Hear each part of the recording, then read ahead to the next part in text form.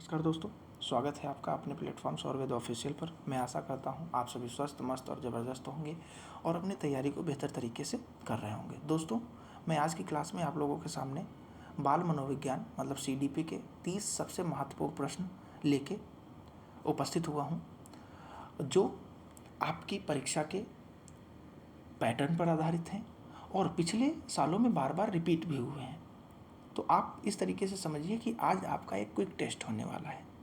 जितना सब कुछ आपने पढ़ रखा है उसमें एक मिनी टेस्ट होने वाला है। तो कॉपी पेन लेकर बैठिए और वीडियो के अंत में अपना फाइनल स्कोर कमेंट बॉक्स में ज़रूर बताइएगा। तो चलिए बिना समय को गवाए हुए चलते हैं अपने पहले प्रश्न पर। तो आज की क्लास का जो पहला प्रश्न है, संवेग व्यक्ति की उत्तेजित दशा है। यह कथन निम्नांकित में से किसका है? संवेग व्यक्ति की उत्तेजित दशा है, यह कथन किसका है? तो यह कथन जो हो जाएगा वो हो जाएगा वुडवर्थ का। किसका है? वुडवर्थ का। ऑप्शन नंबर बी क्या हो जाएगा? करेक्ट आंसर हो जाएगा। ठीक है, तो नेक्स्ट क्वेश्चन पर आगे बढ़ते हैं। नेक्स्ट क्वेश्चन क्या कह रहा है? नेक्स्ट क्वेश्चन कह रहा है कि शैक्षिक विकास में मूल्यांकन का अर्थ है छात्रों की प्रगति का आकलन करना, कक्षा अभिलेखों का मूल्यांकन करना, या फिर कार्य निष्पादन का मूल्यांकन करना, ज्ञान क्षमता का मूल्यांकन करना। तो शैक्षिक विकास मतलब जब आप शिक्षक बनेंगे, आप सभी भावी शिक्षक हैं, कल को आप टीचर बनेंगे, तो आप क्या करेंगे? बच्चे को जो पढ़ाएंगे, जैसे आपने बच्चे को एक चैप्टर पढ़ाया, तो आप क्या करेंगे? उसकी क्षमता को जानेंगे, बच्चे के मूल्यांकन करेंगे कि बच्चे को मैंने जो पढ़ाया है क्या वो एक्चुअल में सीख पाया है, उसकी क्षमता कितनी है। मतलब मूल्यांकन क्या है? मूल्यांकन एक ऐसी प्रक्रिया है जिसके आधार पर हम क्या करते हैं? हम किसी छात्र के ज्ञान का आकलन करते हैं। ठीक है, कि जो उसने पढ़ा है उसको कितना सीख पाया है। ठीक है, ये एग्जाम्पल के लिए है, वरना वहाँ पर हम क्या करते हैं? ज्ञान का आकलन करते हैं उसके। ठीक है, तो इसके ज्ञान की क्षमता का मूल्यांकन किया जा रहा होता है। तो इसका ऑप्शन नंबर डी क्या हो जाएगा? करेक्ट आंसर हो जाएगा। ठीक है, नेक्स्ट क्वेश्चन पर आगे बढ़ते हैं।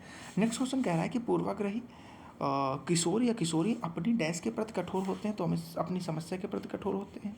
किसके प्रति?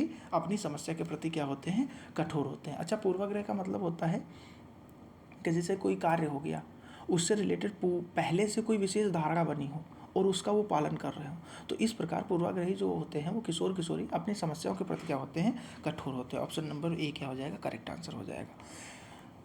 चौथा क्वेश्चन क्या कह रहा है कि संज्ञानात्मक विकास के 4 चरणों। तो संज्ञानात्मक, जहाँ पर संज्ञानात्मक की बात की जाएगी, और यहाँ पर कह भी रहा है कि संवेदी पेशी है, जिसे हम क्या बोलते हैं? जिसे किस नाम से जानते हैं? संवेदनात्मक गामक अवस्था के नाम से जानते हैं, जिसकी एज 0 से 2 वर्ष होती है। फिर कह रहा है पूर्व संक्रियात्मक, मतलब पूर्व संक्रियात्मक अवस्था 0 से 7 वर्ष होती है। ठीक है, स्थूल संक्रियात्मक, जिसे हम मूर्त संक्रियात्मक बोलते हैं, तो ये इसकी जो एज ग्रुप होता है वो कितना? 7 से 11 वर्ष होता है। औपचारिक की कितनी होती है? 11 से 15 वर्ष। तो ये जो किसके द्वारा दी गई हैं? तो ये सभी पियाजे के द्वारा दी गई हैं। किसके द्वारा दी गई हैं? पियाजे के द्वारा। तो संज्ञानात्मक पियाजे। ऑप्शन नंबर डी क्या हो जाएगा? करेक्ट हो जाएगा। नेक्स्ट क्वेश्चन पर आगे बढ़ते हैं। कौन से गुण अच्छे मानसिक स्वास्थ्य के नहीं हैं? तो बहुत ही विनीत होना और स्वयं में सीमित होना। तो ये थोड़ा सा क्या हो जाता है? निगेटिव सेंस देता है। ठीक है, क्योंकि ये जो होते हैं, मतलब जैसे बहुत ज़्यादा विनीत होना और या स्वयं में सीमित होना, इसे हम बोलते हैं अंतर्मुखी होना या फिर इंट्रोवर्ट होना। तो ऐसे व्यक्ति का जो लक्षण होता है, वे नए वातावरण में क्या करते हैं? अपने आप को समायोजन करने में कठिनाई महसूस करते हैं। ठीक है, तो इसका जो करेक्ट आंसर हो जाएगा ऑप्शन नंबर सी।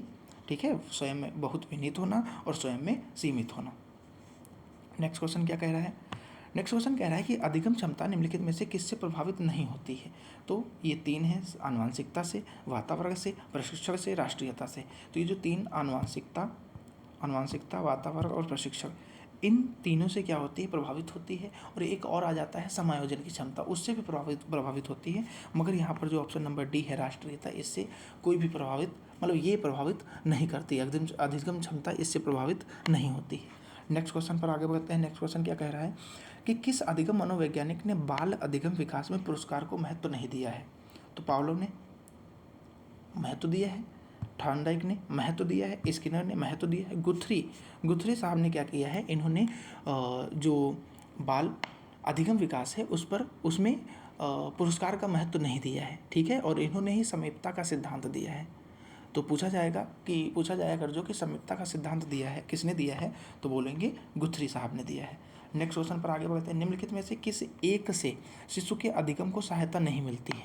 तो बच्चा अनुकरण करके सीखता है, बच्चे का कोई ना कोई रोल मॉडल होता है, ठीक है। बच्चा है वो क्या करेगा, अपना एक रोल मॉडल चुनेगा, उसके अकॉर्डिंग वो सारी चीज़ें करना शुरू करेगा। जिस तरीके से रोल मॉडल उसका कर रहा होगा वैसे ही वो भी करेगा, ठीक है। अभिप्रेरणा, आप किसी बच्चे को मोटिवेट करेंगे तो बच्चा उस काम को करने के लिए प्रेरित होगा, तो अभिप्रेरणा भी हो जाएगी, ठीक है। अच्छा, क्या पुरस्कार भी होता है? हाँ, अगर जो आप ये काम कर दोगे तो मैं आपके लिए ये पुरस्कार दूंगा, ये चीज़ लेके दूंगा, तो वहाँ पर भी ये काम करेगा। मगर जो स्कूल का बस्ता है ये जो है अधिगम, शिशु के अधिगम को सहायता इससे नहीं मिलती है, ठीक है। तो नेक्स्ट क्वेश्चन पर आगे बढ़ते हैं। नेक्स्ट क्वेश्चन कह रहा है कि स्वकेंद्रित अवस्था होती है, तो बालक की जो स्वकेंद्रित अवस्था होती है उसका एज बताना है, कितने से कितने साल तक। तो अच्छा, 0 से जो 6 वर्ष की उम्र होती है उसे क्या कहते हैं? शैशवावस्था कहते हैं। और शैशवावस्था का जो अंतिम चरण होता है 3 से 6 वर्ष का, उसे किस नाम से जानते हैं? पूर्व बाल्यावस्था के नाम से जानते हैं। तो ये जो बालक होते हैं, ठीक है, ये बालक स्वयं की जो खुशी की चिंता इसमें करता है, तो इस अवस्था को स्वकेंद्रित अवस्था भी कहा जाता है। कौन सी एज को? 3 से 6, ठीक है, पूर्व बाल्यावस्था को, ठीक है। नेक्स्ट क्वेश्चन पर आगे बढ़ते हैं। नेक्स्ट क्वेश्चन क्या कह रहा है? नेक्स्ट क्वेश्चन कह रहा है कि माँ बाप के साये से बाहर निकल अपने साथी बालकों की संगत को पसंद करना संबंधित है। तो किससे संबंधित बताएंगे? तो इसमें देखेंगे जो किशोरावस्था होती है, जो किशोरावस्था होती है, तो इसमें क्या होता है, किशोरावस्था में मतलब कह सकते हैं कि किशोरावस्था एक ऐसी अवस्था होती है जिसमें बालक को नई समस्याओं एवं संवेगों का सामना करना पड़ता है, और इस अवस्था में समस्याओं को हल करने के लिए जो मेच्योरिटी होती है उसकी ओर वह उन्मुख होता है, ठीक है, बढ़ता है। और जो मानसिक परिपक्वता के जो शिखर पर पहुंचने के लिए वो प्रयत्न करता है, जहां उसे क्या मिलती है? संतुष्टि का अनुभव होता है, ठीक है। तो इसका करेक्ट आंसर क्या हो जाएगा? ऑप्शन नंबर ए हो जाएगा। नेक्स्ट क्वेश्चन क्या कह रहा है कि मानसिक परिपक्वता की ऊंचाइयों को छूने के लिए प्रयत्न करना संबंधित है, बताएंगे। प्रयत्नरत रहना संबंधित है किशोरावस्था से, प्रौढ़ावस्था से, पूर्व बाल्यावस्था से या उत्तर बाल्यावस्था से, बताएंगे। मानसिक परिपक्वता की ऊंचाइयों को छूने के लिए, अभी मैंने इससे रिलेटेड पिछले ही क्वेश्चन कराया है, ठीक है, इससे रिलेटेड कि माँ बाप के साये से बाहर निकलकर बच्चा क्या करता है, मतलब वो क्या करता है, अपनी परिपक्वता तक पहुंचने की कोशिश करता है, ठीक है। दोस्तों थोड़ी सी मिस्टेक हो गई है, इससे पहले वाला क्वेश्चन देख लेते हैं एक बार। पहले वाला क्वेश्चन कह रहा है कि माँ बाप के साये से बाहर निकल अपने साथी बालकों की संगत को पसंद करना संबंधित है। कौन सी अवस्था से संबंधित है? तो बताएंगे किशोरावस्था से संबंधित है, पूर्व बाल्यावस्था से संबंधित है या उत्तर बाल्यावस्था से संबंधित है, बताएंगे किससे संबंधित है? किशोरावस्था, पूर्व बाल्यावस्था या उत्तर बाल्यावस्था या शैशवावस्था से। तो जो 9 से 12 साल की उम्र होती है, क्या होती है? 9 से 12 साल की जो उम्र होती है जिसे उत्तर बाल्यावस्था कहते हैं या पूर्व किशोरावस्था कहते हैं, किशोरावस्था से पहले की जो अवस्था होती है, ठीक है। तो इस आयु वर्ग के जो बालक होते हैं अपने साथियों की संगत और उनके साथ रहना अधिक पसंद करते हैं अपेक्षाकृत अपने माता पिता के, ठीक है। तो इसका जो करेक्ट आंसर हो जाएगा वो ऑप्शन नंबर सी हो जाएगा। मैंने इसका करेक्ट आंसर ए बता दिया था, तो उसके लिए माफ़ कीजिएगा। नेक्स्ट क्वेश्चन पर आगे बढ़ते हैं कि मानसिक परिपक्वता की ऊंचाइयों को छूने के लिए प्रयत्नरत रहना संबंधित है, किशोरावस्था से संबंधित है, प्रौढ़ावस्था से संबंधित है, पूर्व बाल्यावस्था से संबंधित है या उत्तर बाल्यावस्था से संबंधित है, बताएंगे। तो जो किशोरावस्था होती है, तो किशोरावस्था वह अवस्था होती है जिसमें बालक को नई समस्याओं एवं संयोगों का सामना करना पड़ता है, ठीक है।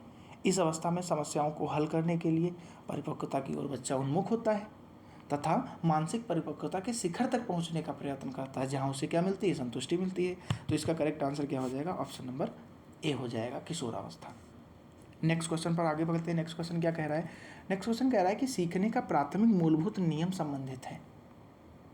जो सीखने का प्राथमिक मूलभूत नियम है किससे संबंधित है?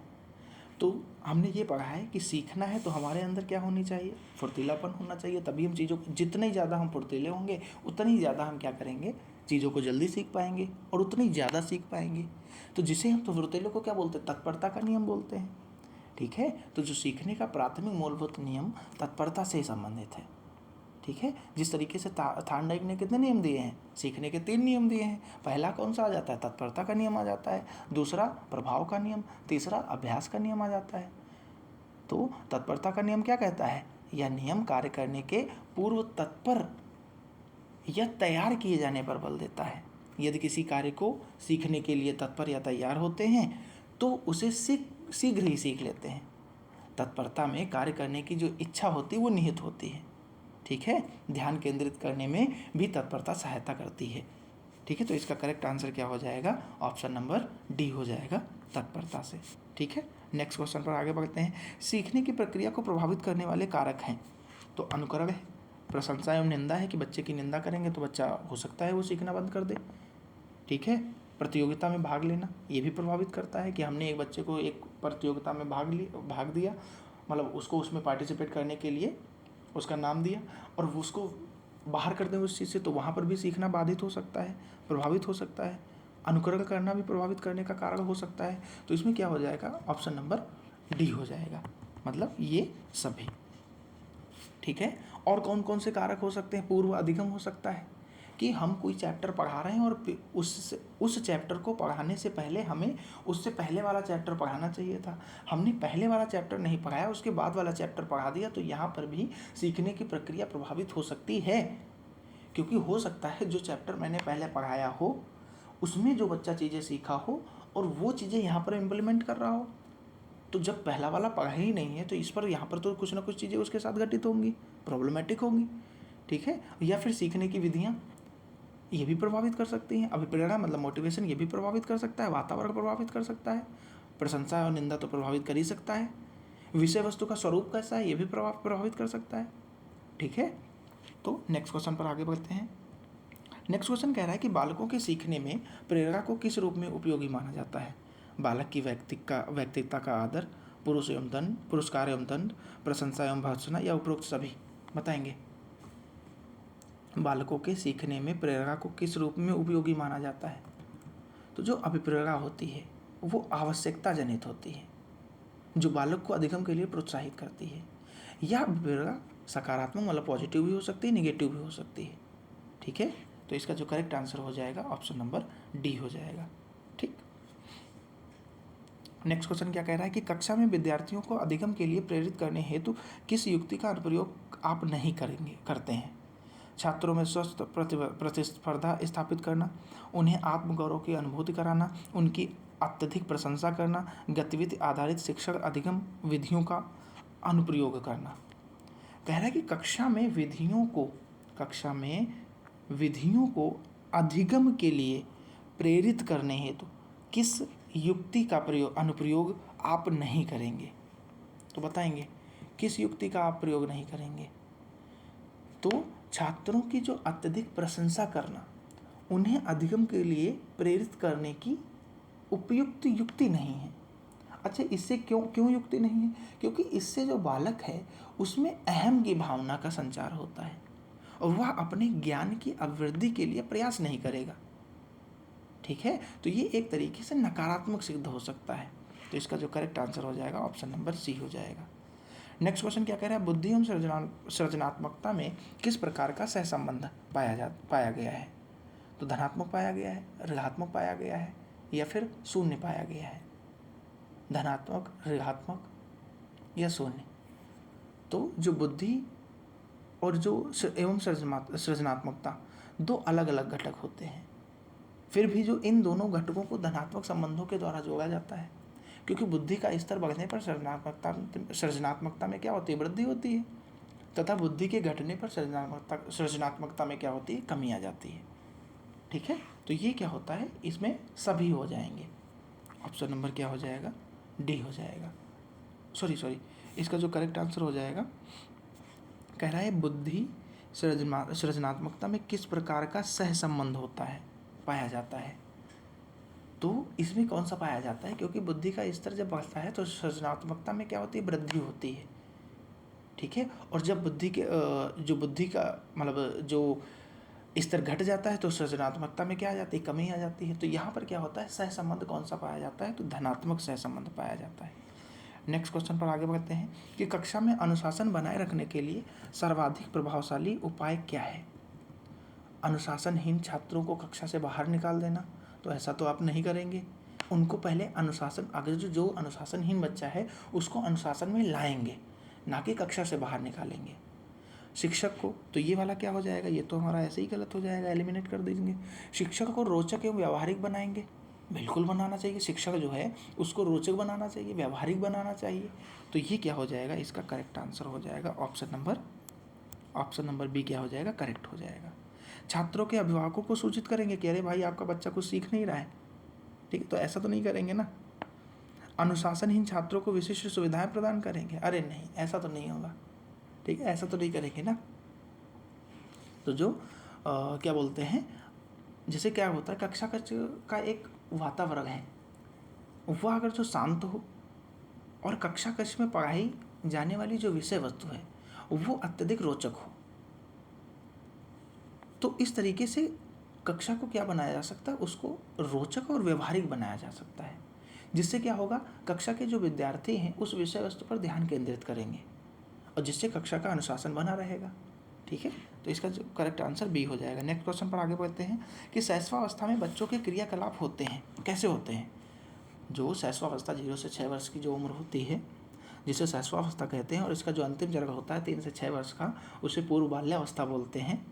ठीक है, तो इसमें क्या होता है, शैशवावस्था में बच्चों के क्रियाकलाप कैसे होते हैं, मूल प्रवृत्त्यात्मक होते हैं या संरक्षित होते हैं या संज्ञानात्मक होते हैं या संवेगात्मक होते हैं। तो मूल प्रवृत्त्यात्मक होते हैं। कैसे होते हैं, मूल प्रवृत्त्यात्मक होते हैं, क्योंकि इस अवस्था में शिशु अपने मूल प्रकृति के अनुसार ही व्यवहार करता है। जैसे गुस्सा आने पर रोकर अपनी जो अभिव्यक्ति देता है, खुश होने पर हंसकर अपनी अभिव्यक्ति देता है। तो हम कह सकते हैं कि शैशवावस्था में बच्चों के क्रियाकलाप मूल प्रवृत्त्यात्मक होते हैं। नेक्स्ट क्वेश्चन पर आगे बढ़ते हैं। कह रहा है कि जिन विद्यालयों में समेकित शिक्षा दी जाती है तो उसके शिक्षकों को किस क्षेत्र विषय में प्रशिक्षित करना आवश्यक है, बताएंगे। तो जो समेकित शिक्षा में जो शिक्षण कार्य करने वाले जो शिक्षक होते हैं उनमें क्या करना होगा, विशेष आवश्यकता वाले बालकों का तथा लक्षणों को पहचानने की जो क्षमता होगी उसको डेवलप करना होगा। ठीक है, तो उन्हें इसका प्रशिक्षण दिया जाएगा। तो इसका जो करेक्ट आंसर हो जाएगा वो ए हो जाएगा कि विशेष आवश्यकता वाले बच्चों की पहचान और शिक्षण देंगे। नेक्स्ट क्वेश्चन क्या कह रहा है कि निम्नलिखित में से किस समूह के बच्चों को समायोजन की समस्या होती है। किस समूह के बच्चों को समायोजन की समस्या होती है, औसत बुद्धि के बच्चे, अध्ययनशील बच्चे, या ग्रामीण बच्चे, या कुशाग्र बुद्धि के बच्चे। तो जो कुशाग्र बुद्धि के बच्चे होते हैं उन बच्चों को समायोजन की समस्या रहती है, क्योंकि ऐसे जो बच्चे होते हैं उनके लिए शिक्षा सफल कार्यक्रम वही हो सकता है, शिक्षा का जो सफल कार्यक्रम वही होगा जिसका उद्देश्य उनकी विभिन्न योग्यताओं का विकास करना हो। अतः हम कह सकते हैं कि यही वो कारण है कि विद्यालयों में सामान्यतः देखा जाता है कि कुशाग्र बुद्धि वाले जो बच्चे होते हैं वो उन्हीं बच्चों के साथ समायोजित होना पसंद करते हैं जो बुद्धि स्तर पर उनके बराबर हो। ठीक है, तो क्या हो जाएगा, किस समूह के बच्चों को समायोजन की समस्या होती है, तो कुशाग्र बुद्धि। नेक्स्ट क्वेश्चन पर आगे बढ़ते हैं। दोस्तों ये सभी क्वेश्चन यूपी टेट की परीक्षा में जो पिछली परीक्षाएं हुई हैं उनमें पूछे गए हैं, और कुछ क्वेश्चंस नए भी हैं जिनके आने की प्रबल संभावना है। ऐसा नहीं कह सकते हैं कि जो पुरानी कक्षाओं में पूछा गया है वो पूछा नहीं जा सकता है। बहुत से ऐसे इसी में क्वेश्चन हैं जो बार बार परीक्षाओं में पूछे गए हैं, तो आगे भी पूछे जाएंगे और आगे पूछे जाने की संभावना बहुत प्रबल है। ठीक है, तो अगर जो आपको ये क्लास पसंद आ रही हो तो एक लाइक ज़रूर कर दीजिएगा और चैनल को सब्सक्राइब और शेयर ज़रूर करिएगा। क्वेश्चन नंबर 21 कह रहा है कि किसी शिक्षक को यदि यह लगता है कि उसका एक विद्यार्थी जो पहले विषय वस्तु को भली प्रकार सीख रहा था उसमें स्थिरता आ गई है, तो शिक्षक को क्या मानना चाहिए। तो उस शिक्षक को इसे सीखने की प्रक्रिया की स्वाभाविक स्थिति मानना चाहिए, यह विषय को स्पष्टता से पढ़ाना चाहिए कि नहीं भाई बच्चा पहले पढ़ रहा था अब नहीं पढ़ रहा है तो और अच्छे से पढ़ाना चाहिए, यह विद्यार्थी को प्रेरित करना चाहिए कि अरे और अच्छे से पढ़ो, या उपचारात्मक शिक्षा प्रदान करने चाहिए। तो क्या करना चाहिए। हम ये जानते हैं कि जो सीखने की प्रक्रिया है सतत चलती रहती है और इसमें कभी न कभी उतार आएगा, कभी चढ़ाव आएगा, मतलब कभी सीखने की जो प्रक्रिया है वो तेज होगी और कभी मंद हो जाएगी, कभी धीमी हो जाएगी। तो इसी प्रकार जो विद्यार्थियों में सीखने की प्रक्रिया है उसमें स्थिरता भी आती है, जो अधिगम की स्वाभाविक प्रक्रिया है। तो यहाँ पर शिक्षक क्या करेगा, वो यह समझेगा कि बच्चे की यह जो प्रक्रिया है, सीखने की प्रक्रिया है, या उसकी स्वाभाविक स्थिति है, इस ऐसा मानना चाहिए। तो इसका जो करेक्ट आंसर हो जाएगा ऑप्शन नंबर ए हो जाएगा। ठीक है, नेक्स्ट क्वेश्चन पर आगे बढ़ते हैं। नेक्स्ट क्वेश्चन कह रहा है कि अपनी कक्षा के एक विद्यार्थी की प्रवृत्ति को यदि शिक्षक बदलना चाहता है तो क्या करना होगा। विद्यार्थी के साथ कड़ाई से पेश आना होगा, कक्षा के अन्य विद्यार्थियों को उससे न जानने योग्य दूरी बनाए रखने के लिए कहना होगा, या उसके समूह के सभी सदस्यों की प्रवृत्ति बदलनी होगी, विद्यार्थियों को पढ़ने के लिए के प्रति प्रेरित करना होगा। बताएंगे इसका करेक्ट आंसर क्या होगा। इसका करेक्ट आंसर क्या होगा, तो जो बालक है उसकी जो प्रवृत्ति होती है उसकी संगति से मिलती है, मतलब जो उसकी प्रकृति होती है, वो जो सीखता है, वो जो व्यवहार करता है, वो उसकी संगति का असर होता है। हम सब बोलते हैं कि संगति का असर जरूर पड़ता है।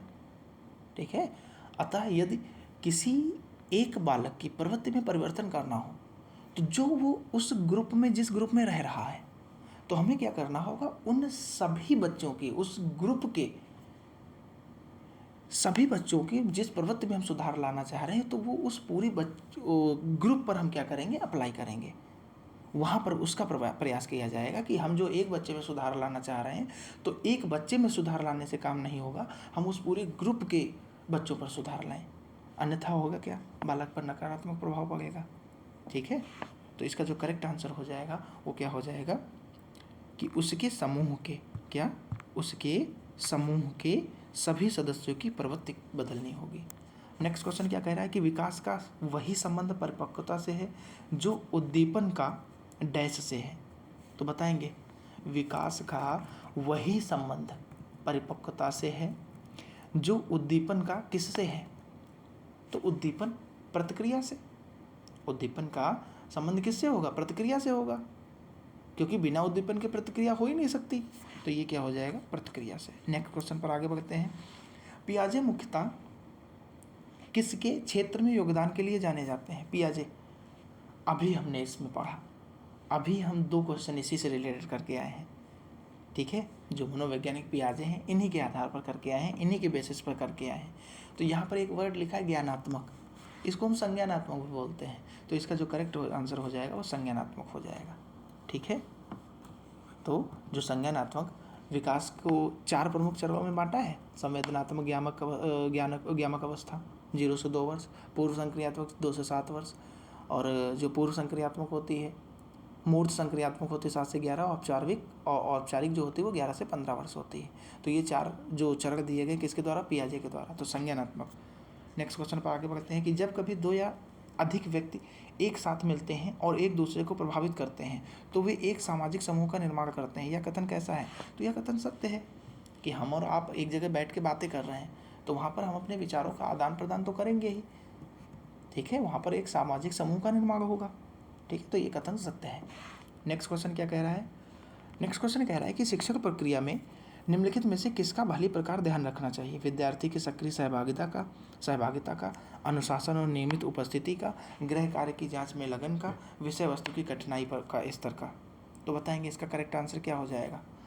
तो इसका जो करेक्ट आंसर हो जाएगा, जैसे हम कह सकते हैं कि जो सफल शिक्षक प्रक्रिया होती है वो होती है कि जिसमें समय समय पर शिक्षक और छात्र का क्या होता रहे, कम्युनिकेशन होता रहे, संवाद होता रहे। अन्यथा होगा क्या, जो शिक्षक है वो कार्य क्या हो जाएगा, वहाँ पर मतलब थोड़ा सा निगेटिव इम्पैक्ट डालेगा और छात्रों का अधिगम जो है वो अच्छी तरीके से नहीं हो पाएगा।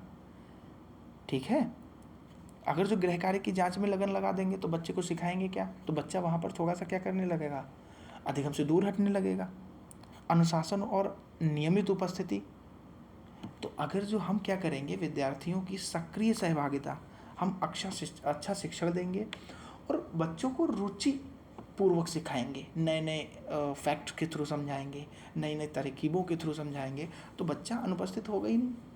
ठीक है, तो इसका जो करेक्ट आंसर हो जाएगा विद्यार्थियों की सक्रिय सहभागिता। नेक्स्ट क्वेश्चन पर आगे बढ़ते हैं कि निम्नलिखित व्यक्तियों में से कौन अपने बच्चे या बच्चों को आंतरिक प्रेरणा दे रहा है। बताएंगे, पहला कह रहा है फादर रॉबर्ट अपनी कक्षा के उन बच्चों को चॉकलेट देते हैं जो अच्छा व्यवहार करते हैं। अगली कक्षा में कक्षोन्नति पाने पर नंद कुमार, मतलब पदोन्नति उसकी हो गई, नेक्स्ट क्लास में पहुंच गया, जो नंद कुमार है, नंद कुमार अपने पुत्र को कहानी की पुस्तकें देते हैं। अपने पुत्र के जन्मदिन पर जो गिरिजेश हैं कुमार दावत देते हैं। विज्ञान विषयों में सर्वोच्च अंक,